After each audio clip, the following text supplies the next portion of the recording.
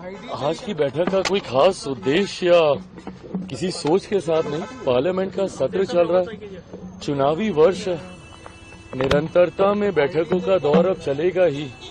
उस क्रम में आज सब लोग एक साथ बैठ के आने वाले समय को लेकर, चुनाव को लेकर सरसरी तरीके से चर्चाओं की शुरुआत की जाएगी। चिराग, कई मुद्दों पर बात ये हो रही है कि क्या किन मुद्दों को लेकर जाएंगे चुनाव में।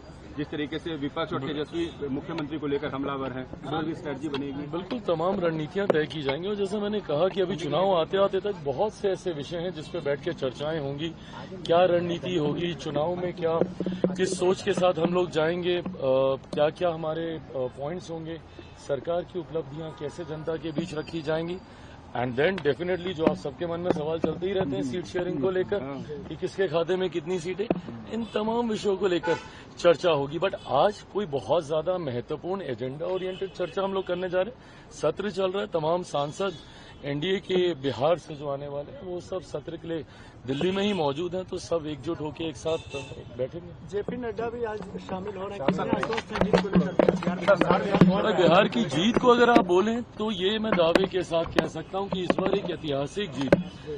मैंने बार बार इस बात को कहा, एक विनिंग कॉम्बिनेशन है हम लोग का, पांचों दल का जो अलायंस है, और इस अलायंस ने अपने आप को उपचुनाव में प्रूव किया है। 100% स्ट्राइक रेट रहा है हमारे तमाम एनडीए के प्रत्याशियों का। जो 4 विधानसभा में उपचुनाव हुए थे वो कहीं न कहीं दर्शाता है इस बात को कि एक बड़ी जीत की ओर हम लोग अग्रसर हो रहे हैं। 225 से ज्यादा सीटें मैं मानता हूं, बिहार में घूम रहा हूं, अलग अलग जिलों में अलग अलग विधानसभाओं में कार्यक्रम हो रहा है। परसों गया में हम लोग की सभा थी, अगर उसकी तस्वीरें आप देखें, जो उत्साह है लोगों के बीच इस गठबंधन को लेकर, एनडीए को लेकर, मैं मानता हूं एक बड़ी जीत की ओर एनडीए अग्रसर हो रहा है। मैं 225 सीटें कह रहा हूं, उससे ज्यादा तो आप सोच लीजिए कि अब विपक्ष के पास कितनी बचेंगी।